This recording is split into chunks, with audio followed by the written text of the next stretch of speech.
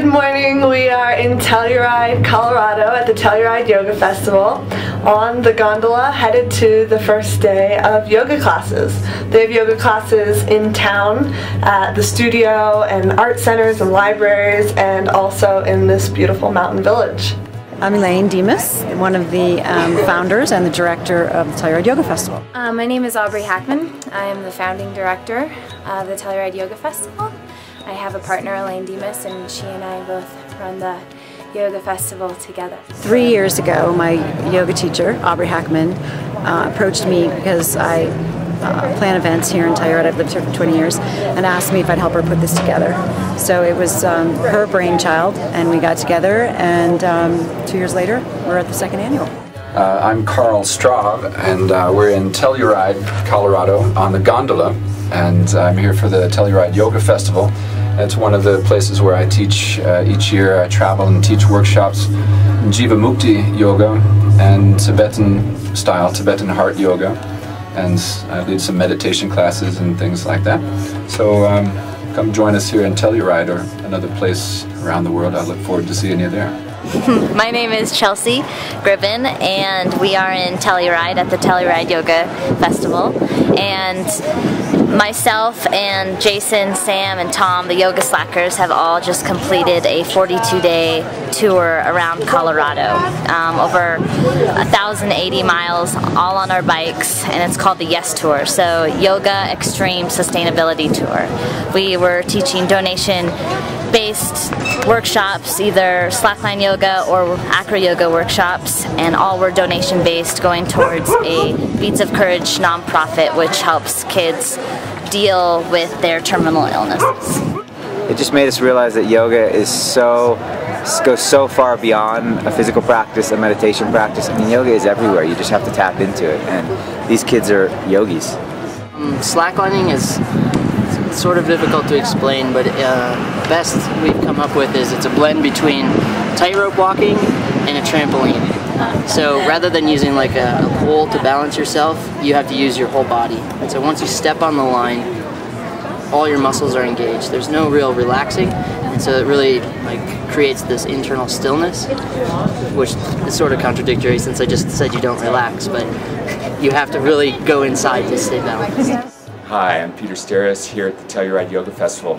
I'm teaching two classes, one on developing a home practice, and the other one was to teach or to basically learn how to do an intuitive practice based on your own inner teacher.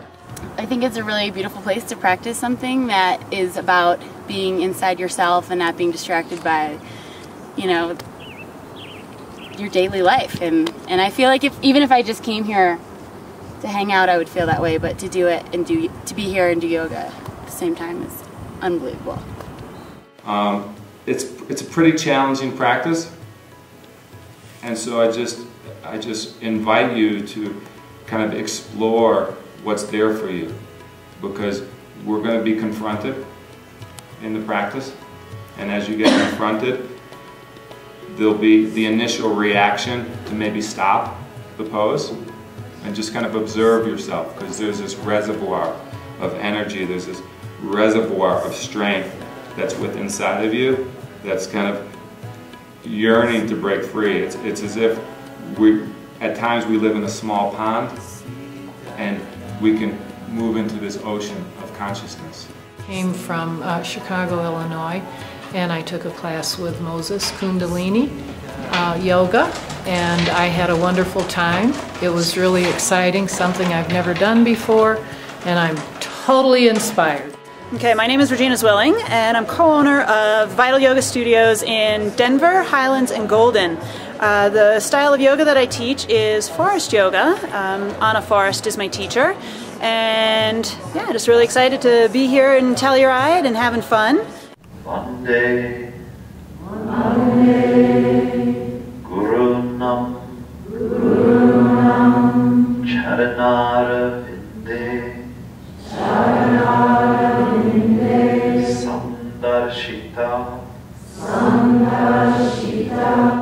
My name is Alana Kaivalya, and I'm a Jivamukti yoga instructor. It's a really special festival because it really focuses on giving back. They make a lot of healthy donations to nonprofits, and the woman who's created the festival is a dear friend of mine, and her heart is in the right place.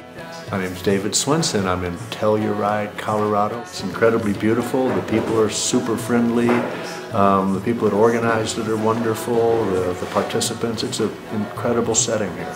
It's a bit of a challenge for like the sea level dwellers, flatlanders like myself, that, you know, we're 9,500 feet higher than we normally are. So trying to find a few oxygen molecules here, but it's beautiful. My name is Noah Maze. I teach Anusar Yoga, and I'm here from Los Angeles. And I've been teaching Anusar Yoga. So I taught an all-day intensive on Friday, therapeutic applications of Anusar Yoga. 2 classes on Saturday, 2 classes on Sunday, and officially I'm done. And just basking in the beauty of these mountains. This is truly an incredible place. It feels a very kind of sacred energy, and a great place for a yoga festival and a convergence of great minds and hearts. We are in Telluride hiking and took some amazing yoga classes. Some of the world's best teachers. Took a Jedi training course.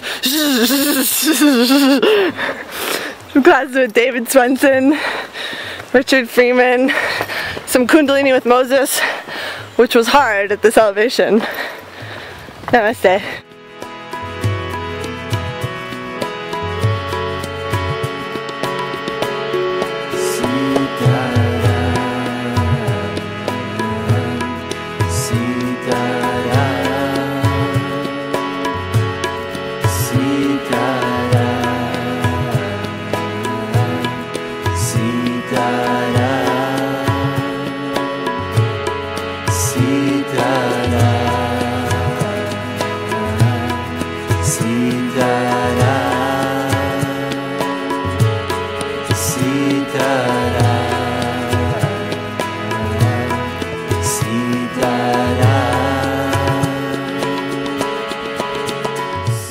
I knew Pattabhi Jois for over 34 years, and I was just there in Mysore for his ceremonies, for his passing, and you could really feel the sort of shifting of an era. There are only certain personalities that come through the world in different areas, in the arts and music and dance and in yoga, and they're bigger than life personalities. And Pattabhi Jois is of this old school, and there's only a handful of teachers from that era, and we're losing them. And he will live on through his teachings, through the memory of him, through the stories we tell about him, the joy he brought to yoga and the way he inspired us. So there's a sadness, but there's also some feeling that he will carry on living by our sharing stories about him and sharing what we learned from him. His greatest legacy is how many people he inspired to do this yoga. He was a simple guy with great knowledge. He came from a small village in India. He was a Sanskrit scholar, but he taught in a tiny room in Mysore, India for 40 years or more with a handful of students. And then, due to some Westerners, Norman Allen, David Williams coming and seeing him around 1970, there began this slow sort of growth of Ashtanga awareness in the West. And from that, the trees just began to sprout and grow, and now you can see the fruits of those early days. But Pattabhi Jois's commitment to this system and to his teacher and his joy for the practice, I think, is what his legacy is.